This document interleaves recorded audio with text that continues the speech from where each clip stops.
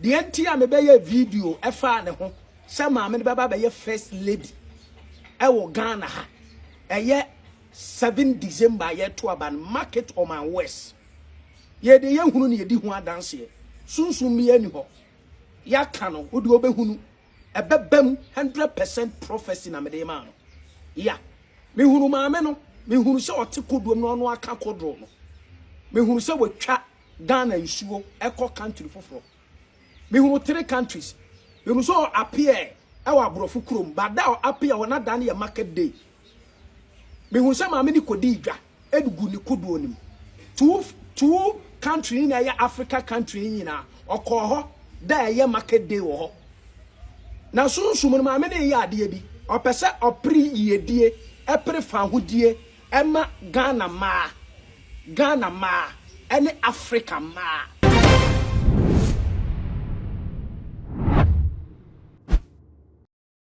Abusia afi ekoye abato afi enkomhye dodo na na eba ebiku emonten so enkomhye dodo na ekọ edema ampenifo mienu a edi akansie no anim mama peni dada John Dramani Mahama ene afi mama peni abedwechi Dr. Mahama Bawumia omo mpenifo na enkomhye dodo na ekọ edema omo a na kyese kwambedi akuba akubi aba betwemu hyew na ekọ Womoyire no ma kom ho ne de ye hye dante nkomhye bia emfamfo mo ho ye bi krampo ebo Mahama so bo se wo mu hu se na yire eka ne ho e woni campaign a wo ye nim na so maame no so woni de bia oye e de support ni kuna eno ne bia na ye e na ye fe ye ni enko ho na se hu e na ye hu ye na se me no ka se de sofo bia ye fe ne se jataba e de enkomhye bi e fa ye maame Samira Bawumia ho aba batudwa ensem a wo ka e wo nkomhye nim no no kwasem ne se ani esusu yie pa mema obre no akwa kwahwe sa enkomhye no na ansa na ye bekwa kwahwe no countryman zogo so den kinim ne se ono no e ba no football mu nsensem dia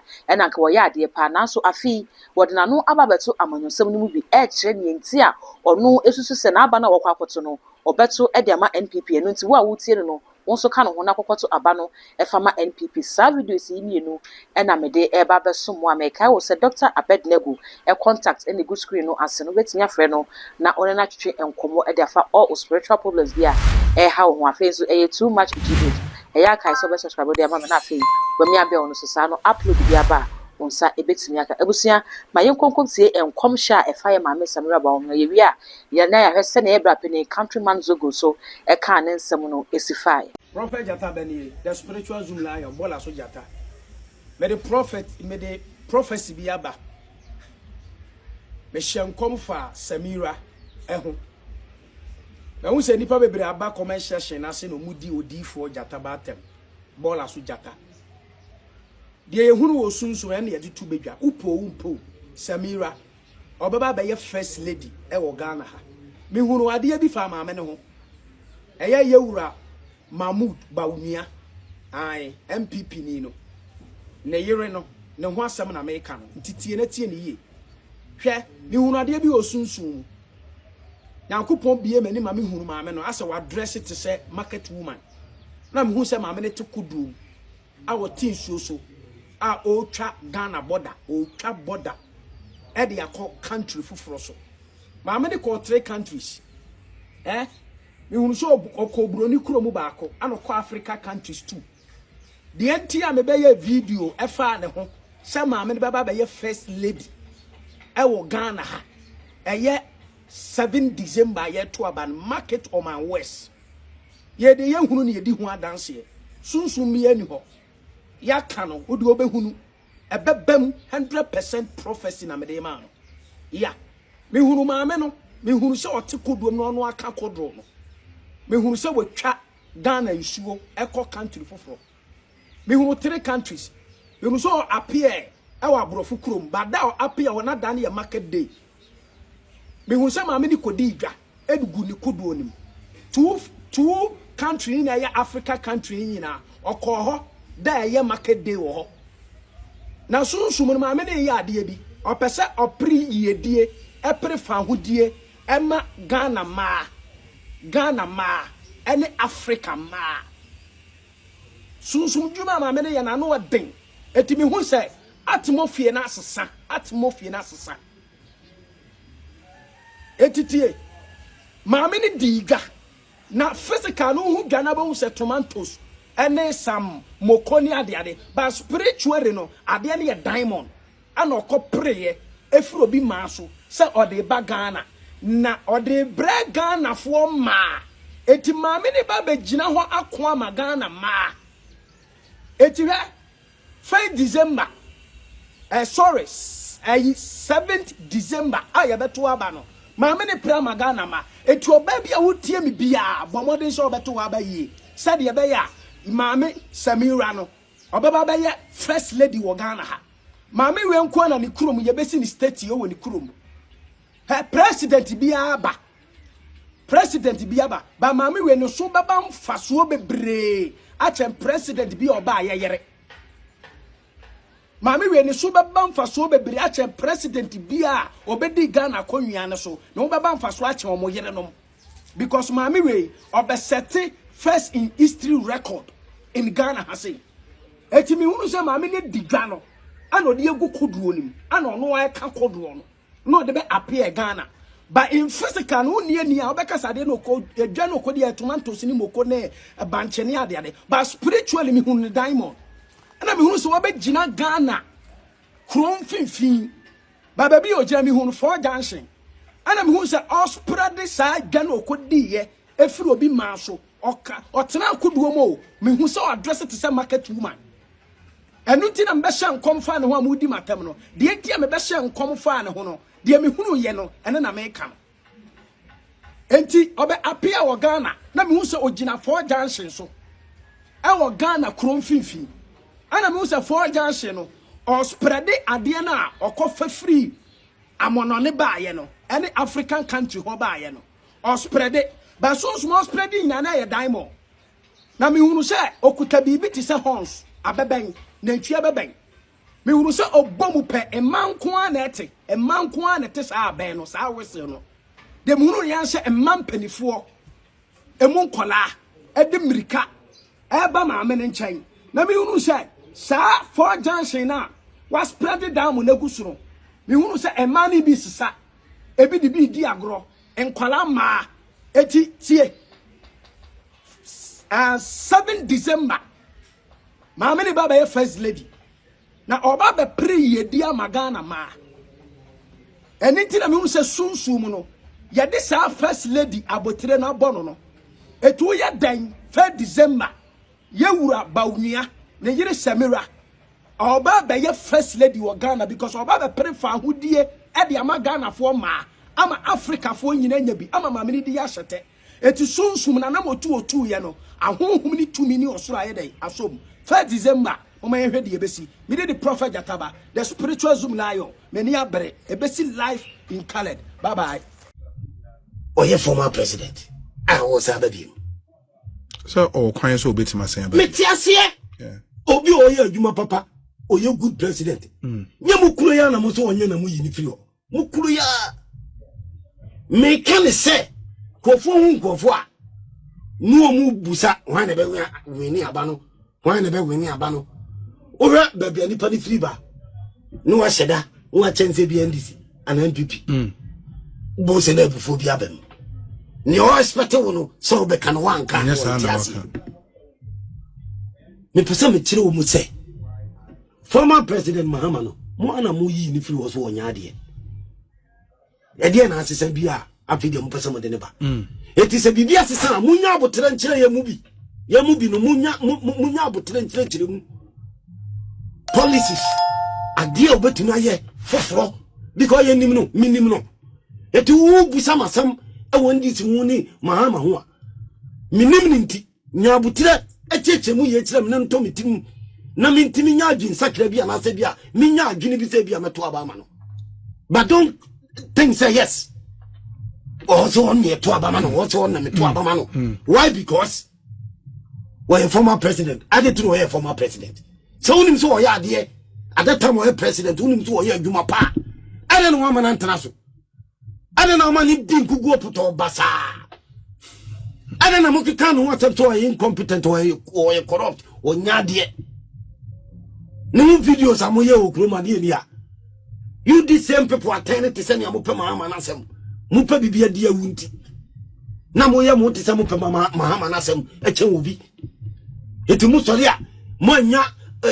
mo questions no answers na mo bu afu munim hawa yesi ye campaign by way of say ya to ye boase e chechile no mamu chile nipa no ma nipa ne tene ho say meme de ne say why say nipa na oye president maya oye adwuma mo so onya de ampa mo to atia no more than 1 million vote a chile say what we from onya de so that person should come back again na so person say nipa ko ne babaka enya bute na so unya na ucheche mu de reason why tell nipa ne babaka yeah Mimi we say me buy no obi di bi no obi adi. That is mimi de no what do be that just get out now you ko yanim no obi fufuro to ye hwe no obi tuma ye sa na me pe mage mami fa no nsia me pese me busa free day SHS free SHS free SHS no pese me free private schools na Mahama say obey free no only private schools for no edinsa so mo maka chense government level no mo pa na cause obi na di ni sika si na japade obi na di ni sika si na japade minim say private schools no wo mu jiji school fees a wo pepa wo mu jiji school mo pepa banka no ma bi ye wo ho no problem but onu no so obey ni free no what in because we are president and obi odi ni veto power bi ka say bia o one what see we japade but my Jeffrey some my in free and now say ono mu kodinsa what to say government level say one city na me spend or government school the same one city na me spend or private school. I think it's a legitimate question, but that's what I suspect will be. Say we are say public school per head ye bon kasea say ni panaba private school at the same amount you best spending on the person. Fire burn you what than Mahama and we no. Oh, that anything na me call it for debate. Edini na me kaso mu dia no baba ye. Nanko bi enhu. E ka bibi se yo mebusa. No ankasa kire. Ade ba ni tim vision ohun ya what the private schools be kan ho. Because free SHS no. Ekufuado na yes. Ekufuado. Oni the vice president Bawumia na that time so na pokura ye. Education minister sure. Na po aye ni puta. Free SHS na po education minister. So amu Ekufuado ni Bawumia nka enyi. Tin na po ni made pa. Na po sharp guy. Oti na make because education o ye ni ma free SHS no. Ene edimu tintima pa. Ena was Kuta light. Energy minister. Now no catch us on mao timetable na ni pa bi ntiase. Because onim se onum kania ne kura. Ebi edum en wo ye ni ye no ma bi. Ampa so se kania ni siso. Esiso. So I will come back to free SHS ni bi say. Ene senior Ghana for giatum mame for na giatum enle bi be catch wa. On that waji matum. Yeah. Afi wa believe in am kan say mame for no. That time na near Tueska or secondary school na how mo pa. Mame bi o pepese ne baba ko bi. Obeko school no so na sikani ho. Obu ana ne kunu de niska. Obu ozo na ne kunu sabi kofini. Onfa mame no ho kura. Otase baba tan de. On real money ba enakom. To oba bia so oba de be kwa pe admission. Amane bana ko school because ohun say school betuma boa ne ba no ne dachi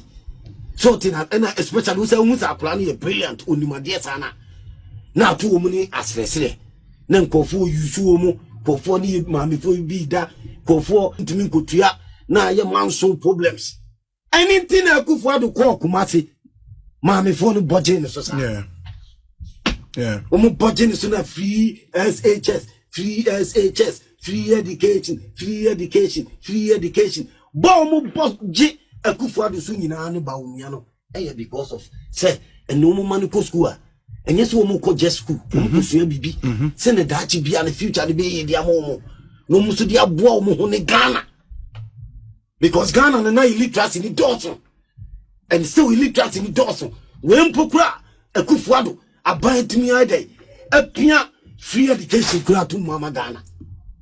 Send ye beya ye betumi hu ade ne ya ma mpuntu pa bi akoso wo Ghana. So that's it. Kufuado ya ade pa. Onko yi wa ya ade. Kufuado wa ya ade pop. On Ghana ni no. Ase wo ko market na kakra medini bottom tema na sa medini bottom I no office no ano no especially here at capital I see so that see but dachi also heard dachi ma the future Ghana Ubuntu yakwan ya hospitals are hospitals so that see your utility bills and utility bills send you with me I de anya adwuma ye near to me I de etia ye hoka some future no also ya dwene ho ya hwese be yi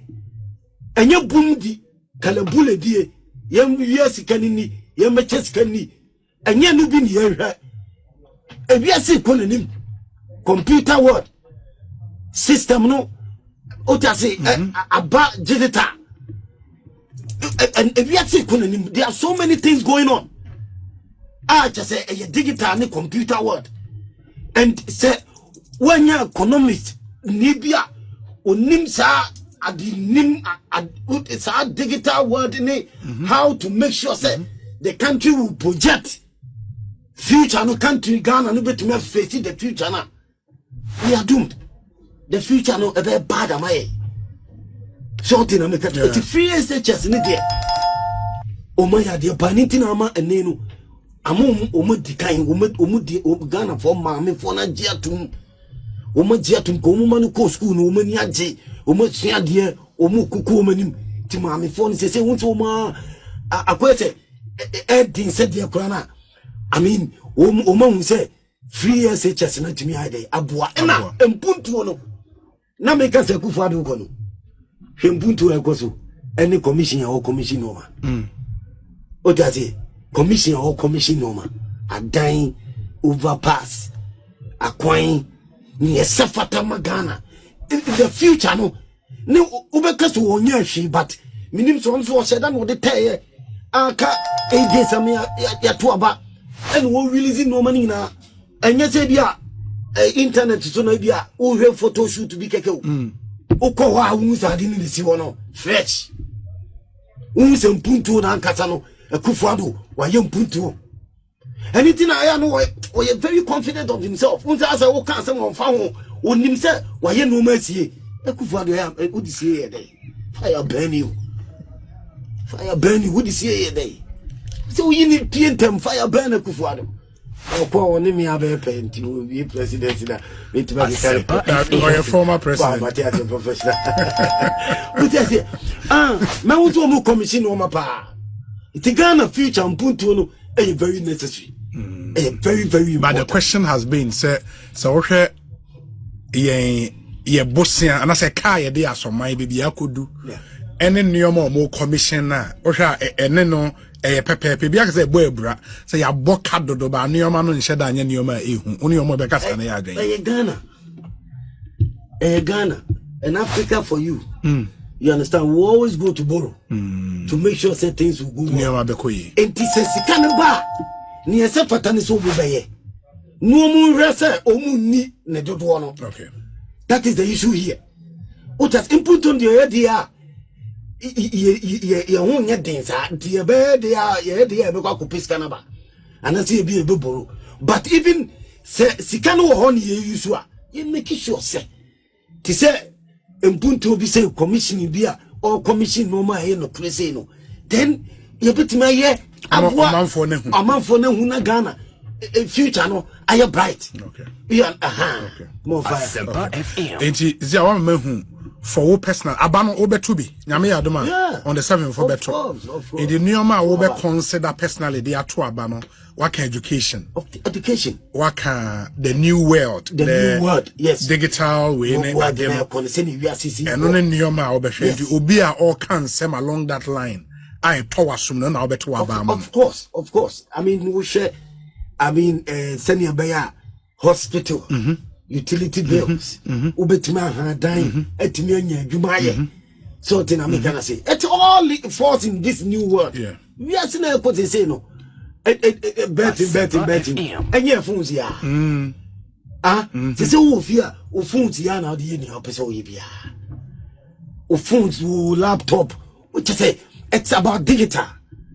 you got it and it and so no also wonim dia kakra wonim dia utimi enspire no actually no watimi asene etinim de no anya Quran na nye ayi secondary school SHS level anya Quran no ubetimi anya nimde kakra wo ense kufuadu Bawumia mo etimi anya sabisi no nyansa no ama saade na ba ama nkofo etimi akosku ama wo matimi ahuade a eboa wo mo. What again misi maka mesa kabium mami fo abre anything mama mami fo ani age because bebre na siese omun kanu kura pa wo mo ma bre pa wo sikafo bi nsano a omu koje bosia omu koje sika omu fa ho no omu ye bibi omu ani age no edoso uti na make na say edoso and if you are say kona nim no things like this how see it me free education how see it me what's our band to me support education level be say nurses nursing for nurses for also mutiminya adwuma ye more yesisi hospitals no yetimi twetu ska eboa wo mo support wo mo so tina anya easy etebusia video isimi no na mede ababeso mo no mame hu se na odi video ifa e wo comments no asena fe when me subscribe button no so too much gh aya kai na fa be no e ka ho se ne be ye na upload bi aba onsa ebetimi aka all the social media handles no so ko wa too much gh aya like wo ho na share e fama me macrow